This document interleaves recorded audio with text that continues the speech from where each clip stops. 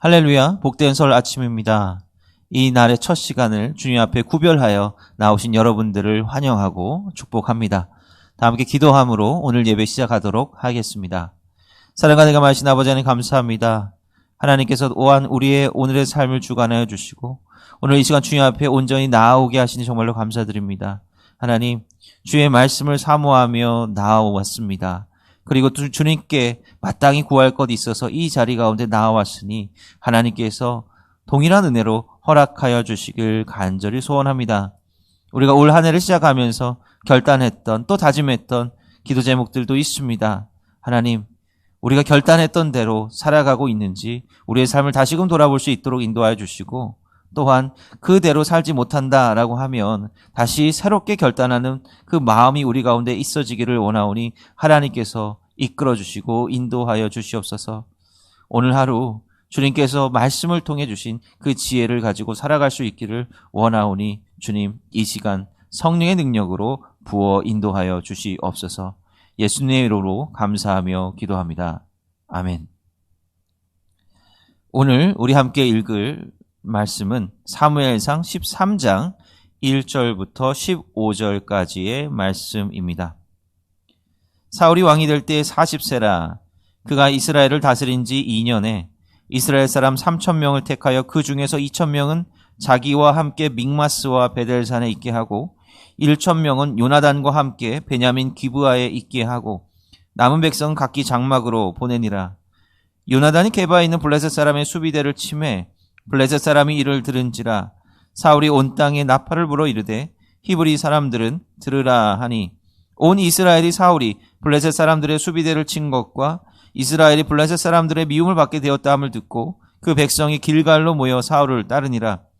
블레셋 사람들이 이스라엘과 싸우려고 모였는데 병거가 3만이요 마병이 6,000명이요 백성은 해변에 모래같이 많더라.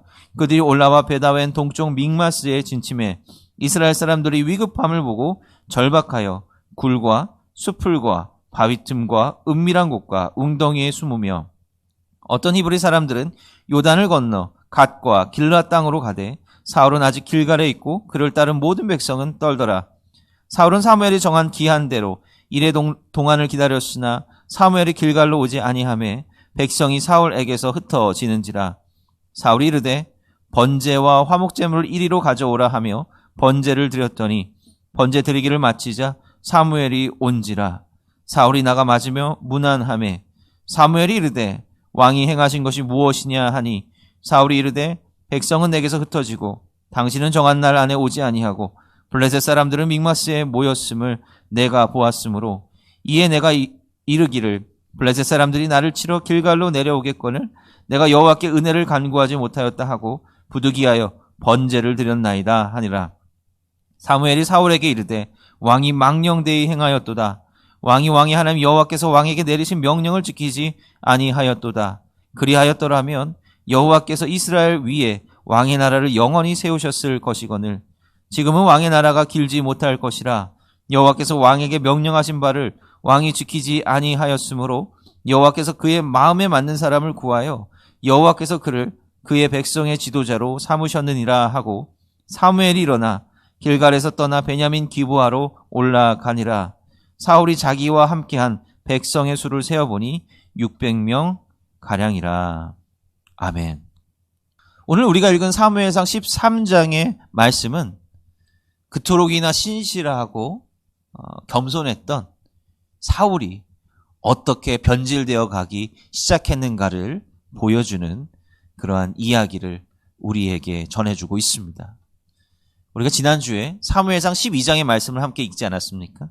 사무엘상 12장은 이스라엘의 지도자로서 사무엘의 마지막 고별 연설을 담고 있습니다. 이제 사무엘이 이 연설을 끝으로 해서 이스라엘 지도자의 자리에서 내려오게 되는 거죠. 물론 그의 예언자로서의 직임은 여전히 남아있지만 이스라엘의 모든 정책을 결정하고 이스라엘 백성들을 이끄는 그 근본적인 리더로서의 역할은 다 내려놓게 된다라고 하는 것입니다. 아무튼 그가 있었던 자리에서 내려오면서 그리고 그 자리를 사울에게 인계하면서 이스라엘 백성들에게 연설을 하고 있는데 그 연설의 핵심 골자가 무엇입니까? 이스라엘 백성들이 하나님 앞에 죄를 저질렀다라고 하는 거죠. 이스라엘 백성들이 하나님 앞에 왕을 요구했다라고 하는 것 자체가 불순한 의도에서 이루어진 것임을 깨달으라라고 하는 거예요. 이 땅을 지키시고 이 땅에 이스라엘 백성들을 이끄시는 분은 하나님이고 하나님이 왕이신데 왜 굳이 눈에 보이는 인간 왕을 하나님 앞에 구했는가라고 하는 겁니다. 그것은 바로 그들의 욕망 때문에 그런 것 아닙니까? 다른 나라들처럼 다른 제국들처럼 좀 더 강대하고 강력하고 부유한 나라를 만들고자 하는 그런 욕망에 사로잡혀서 눈에 보이지는 않지만 수천 년 동안의 역사를 이끌어 오신 그 하나님을 바라보는 것이 아니라 바로 눈에 보이는 인간왕을 그들 가운데 세우고자 했다라고 하는 겁니다. 그것이 근본적으로 하나님 앞에 죄가 됨을 잊지 말라라고 하는 거죠. 그것은 뭐예요? 앞에 인간왕을 세우기는 세우지만 그 인간왕에게 모든 것을 전적으로 의지하면 안 된다라고 하는 것을 일깨워주기 위함입니다. 그래서 하나님께서는 사무엘에게 예언자의 직임을 계속해서 감당하게 하시는 거잖아요. 이스라엘에서 예언자의 직임의 핵심은 무엇입니까? 바로 왕 곁에서 왕이 잘못된 길을 갈 때 쓴소리를 마다하지 않고 과감하게 함으로 하나님의 길로 그 왕을 다시 인도해 주는 것이잖아요. 때로는 목숨을 걸고서도 해야 되는 겁니다. 예. 왕이 예언자로부터 듣는 말의 대부분들은 솔직히 좋은 말들은 아니거든요. 뭐 모든 것이 결정이 좋고 모든 것이 평안할 때에는 뭐 예언자가 별로 할 말이 없어요. 근데 예언자가 왕 앞에 나가서 무슨 말을 한다라고 하는 것은 그 왕이 잘못된 길을 가고 있다라고 하는 것의 증거이기 때문에 바로 왕이 예언자로부터 듣는 대부분의 말은 별로 듣기 좋은 말은 아닙니다. 바로 이럼으로써 하나님께서는 그 예언자를 통해서 이 세상의 진정으로 통치하시는, 이 세상을 진정으로 통치하신 분이 누구인가를 일깨워 줘야 된다라고 하는 거예요. 그래서 이 길갈에서 사울을 왕으로 세우고 그랬지만 역시 하나님의 말씀을 깨우쳐 주고 하나님의 원하시는 그 뜻을 알려주는 사람은 여전히 사무엘이 된다라고 하는 거예요. 이스라엘 백성들 앞에 전면으로 나서서 그들의 지도자 역할을 하는 사람은 사울이지만 근본적으로 하나님의 뜻을 전하고 일깨워주는 바로 이 사무엘의 예언자로서의 역할은 계속 된다라고 하는 것입니다. 오늘 사무엘상 13장의 말씀을 읽었는데요. 이것이 이 믹마스 전투라고 하는 굉장히 긴 전투의 내용이 13장과 14장에 걸쳐서 이 두 장에 걸쳐서 이렇게 기록이 되어 있는데 이 이야기를 통해서 사울의 변질됨, 사울이 하나님 앞에 어떠한 죄를 지었고 왜 사울이 나중에 그렇게 타락한 왕이 되었는가를 보여주는 그러한 장이라고 할 수가 있습니다. 사람은 변화하죠.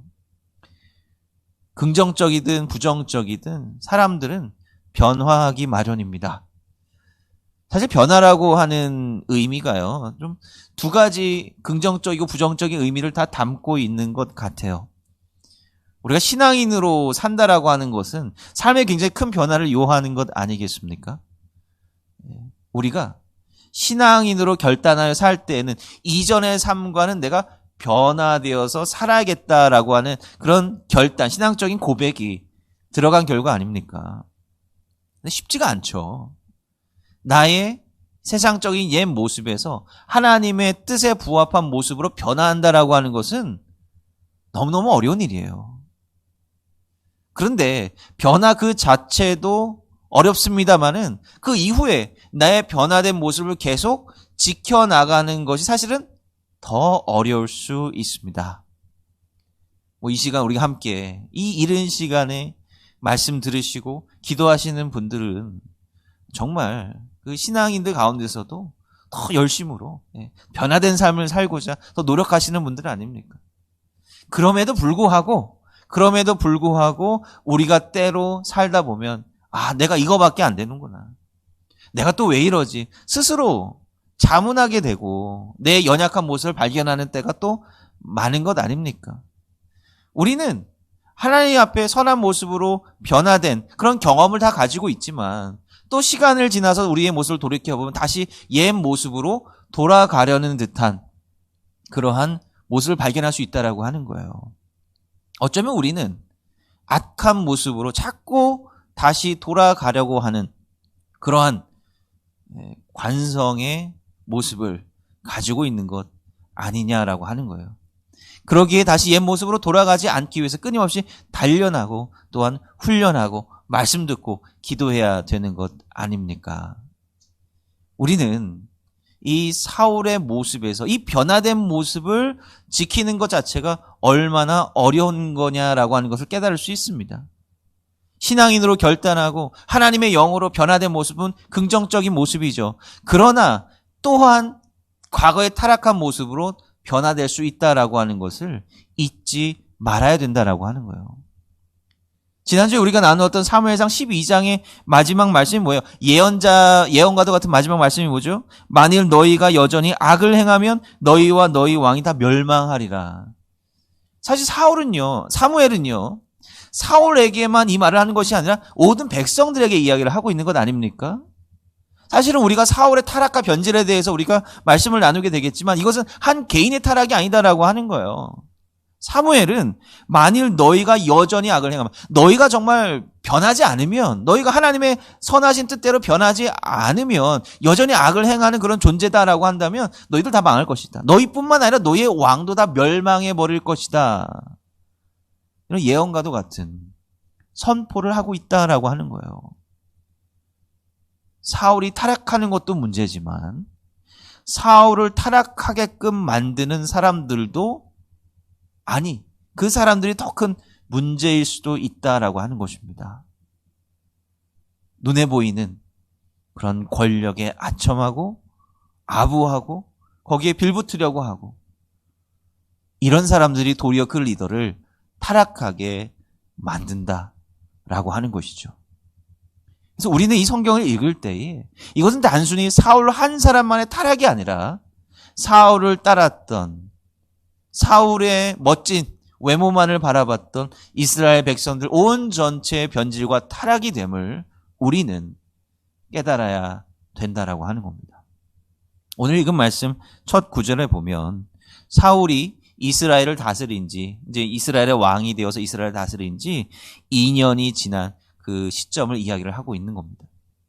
그 2년 동안에 사울이 이스라엘을 위해서 어떠한 일을 했는지 성경은 많은 기록을 남겨두고 있지 않습니다. 우리가 지난번에 나왔던 그 암몬 족속과의 전쟁, 이것도 사실 전쟁이죠. 그 실제적으로 이스라엘을 어떻게 통치하고 이스라엘 백성들에게 사울이 어떻게 대했는가, 여기에 대해서는 많은 이야기를 하고 있지 않습니다. 중요한 것은 사울이 이스라엘을 위해서 어떠한 노력을 하고 어떠한 노력을 기울였든지 간에 중요한 것은 하나님 앞에 그가 어떠한 존재냐라고 하는 그것이 가장 중요하다라고 하는 것이죠. 이 믹마스 전투 이야기를 하고 있어요. 여기서 이제 사울은 하나님의 신실한 왕으로서의 지위를 잃기 시작하지만 그 전투 자체는 승리했어요. 네. 그리고 그 다음도 마찬가지예요. 믹마스 전투 이야기 나오고 나서 결정적으로 사울이 하나님 앞에 죄를 범했던 아말렉과의 전투가 나오는데 그 전투에도 사실 결과적으로는 사울이 승리를 했습니다. 믹마스 전투, 아말렉과의 전투 다 승리를 거뒀어요. 다 성공했습니다. 성경은 참 묘하죠. 성경에는 많은 전쟁 이야기들이 나와 있습니다. 근데 그 전쟁 이야기에서 성공한 전쟁도 있고 실패한 전쟁도 있어요. 다양한 이야기들이 나오고 있는데 하나같이 중요한 것은 전쟁의 성패가 중요하지 않다라고 하는 겁니다.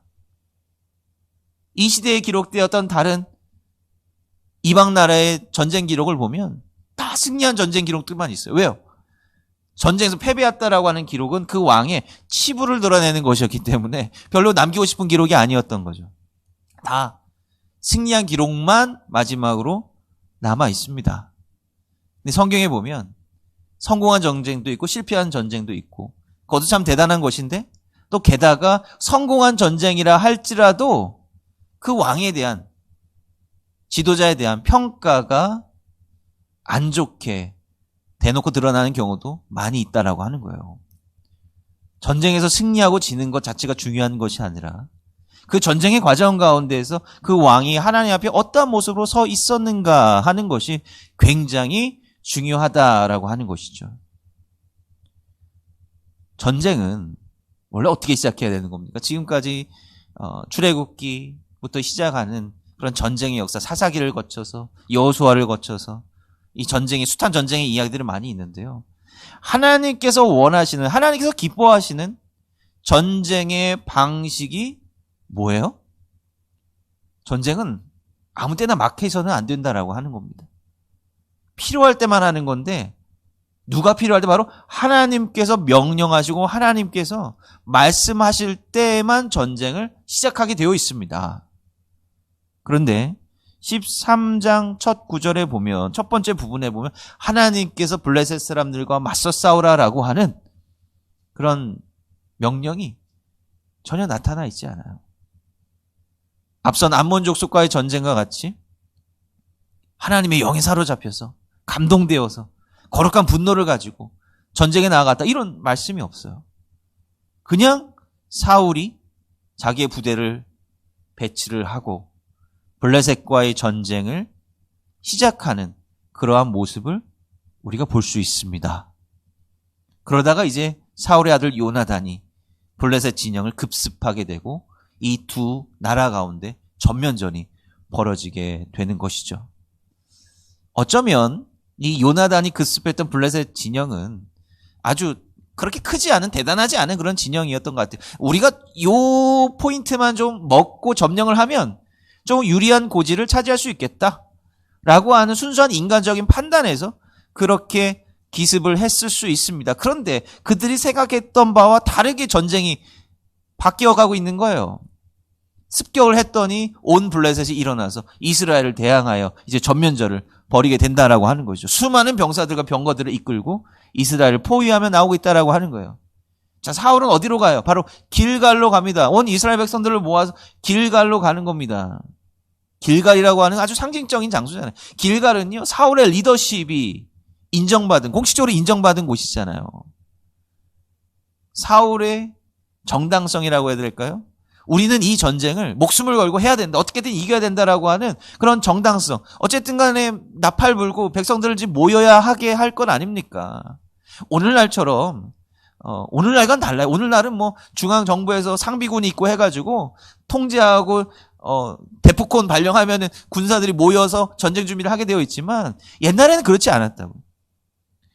옛날엔 더구나 사울 왕 초기에는 이스라엘이 국가적인 면모를 만들기 전이었기 때문에 이 백성들을 군사로 모으기가 쉽지가 않았습니다. 그래서 사울이 길갈로 모이라고 하는 거예요. 왜? 길갈에는 이 백성들이 나라를 새롭게 하자고 모였던 굉장히 상징적인 장소가 길갈이었기 때문에 그렇다라고 하는 거예요. 사울은 백성들을 길갈로 소집하고 사무엘도 오시라고 이제 연락을 했겠죠.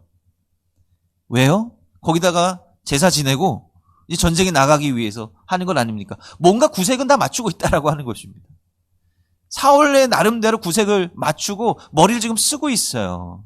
하나님 앞에 좀 인정받는 전쟁이 되어야 된다라고 하는 것.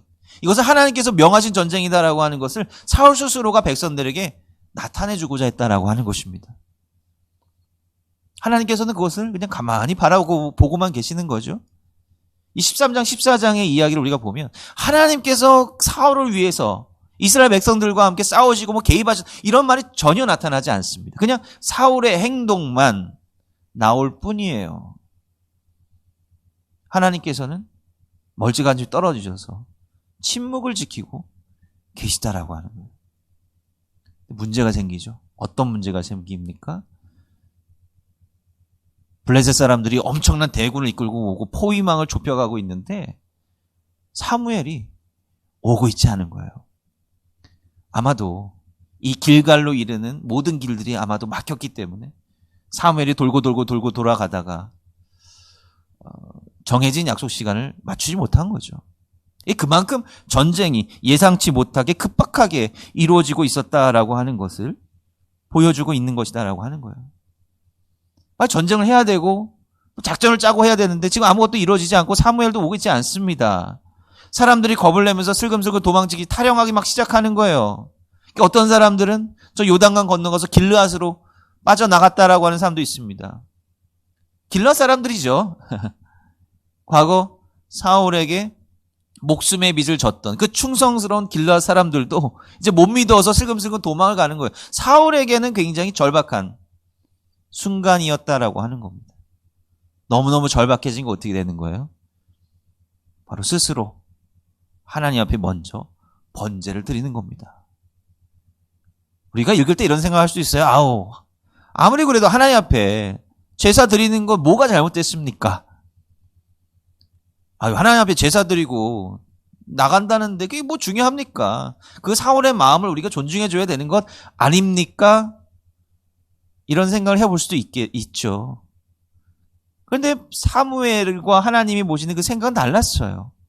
사울이 그 번제 마치기를 했을 때 마침 사무엘이 거기에 도착을 했습니다. 근데 사무엘이 사울을 당신 지금 뭐 한 거냐라고 질책한다라고 하는 것이죠.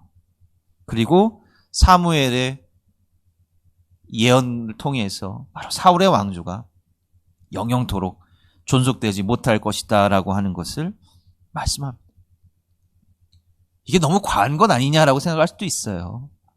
과한 것 아니냐.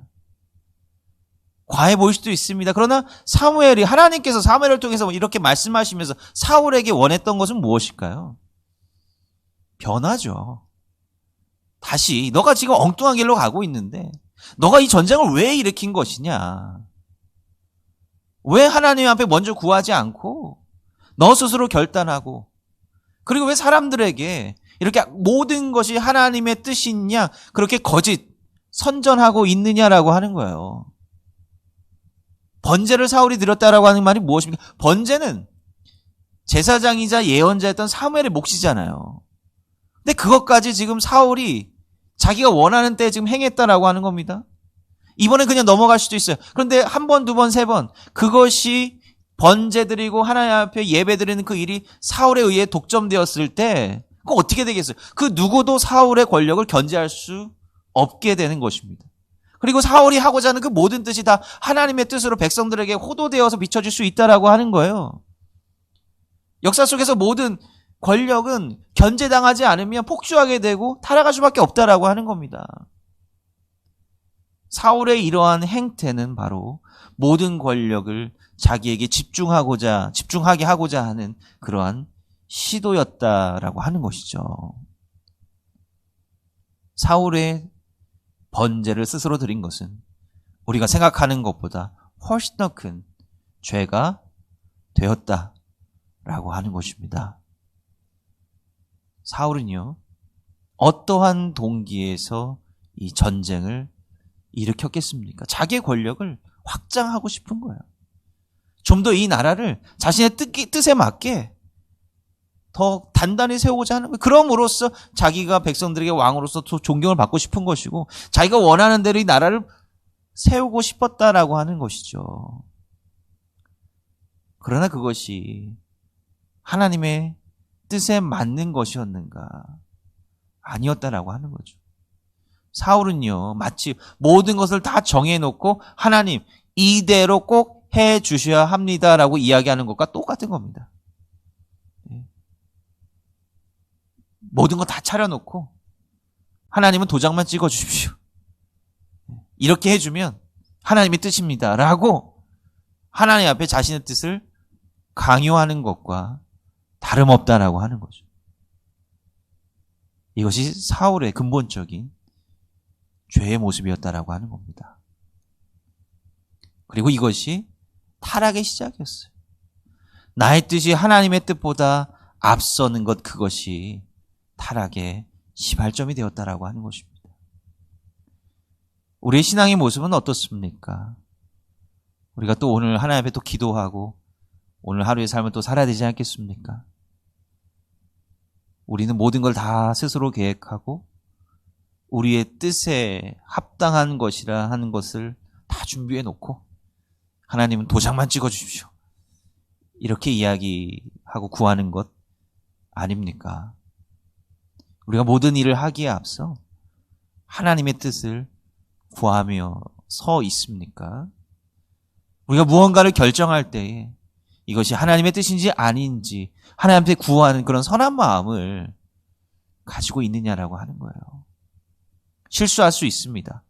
사실 성경은 완벽한 인간이 되어야 된다, 한치의 실수도 하지 않는 인간이 되어야 된다, 그걸 얘기하고 있는 게 아니에요. 실수할 수 있습니다. 사울 괜찮아요. 그러나 그 다음이 문제라.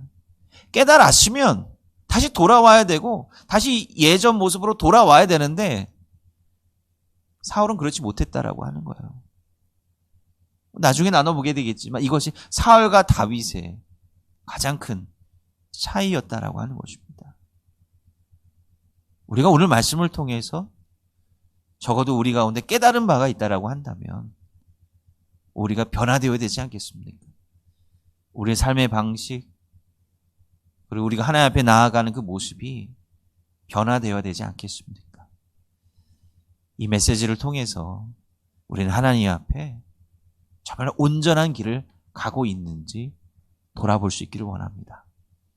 그리고 미흡한 것이 있다라고 한다면 하나님 중심의 삶으로 변화될 수 있기를 간절히 소원합니다. 우리 몇 가지 기도 제목 가지고 함께 기도하도록 하겠습니다. 오늘 우리가 말씀 나누었던 것처럼 우리의 삶이 하나님 중심의, 하나님 말씀 중심의 삶으로 또한 거듭나고 변화될 수 있기를 위해서 기도해 주시기 바랍니다. 그리고 또 명절 기간 지나고 있는데요. 우리 동대문 온 가족의 평안과 또 화평을 위해서 기도해 주시기 바랍니다. 그리고 명절 이후에 어떻게 될지 모르겠지만 여전히 이 코로나 확진자들이 많은 가운데 있습니다. 이 세상을 위해서 하나님께서 이 세상을 치유해 주시기를 위해서 기도해 주시기를 바랍니다. 기도하겠습니다. 사랑과 내가 많으신 아버지 하나님 감사합니다. 오늘 주님께서 우리의 삶을 인도하여 주시고 또한 지켜주심을 믿습니다. 하나님, 우리가 주님 앞에 더욱더 귀하게 온전한 모습으로 설 수 있기를 원합니다. 우리의 뜻이 아니라 하나님의 뜻 중심으로 살 수 있기를 원합니다.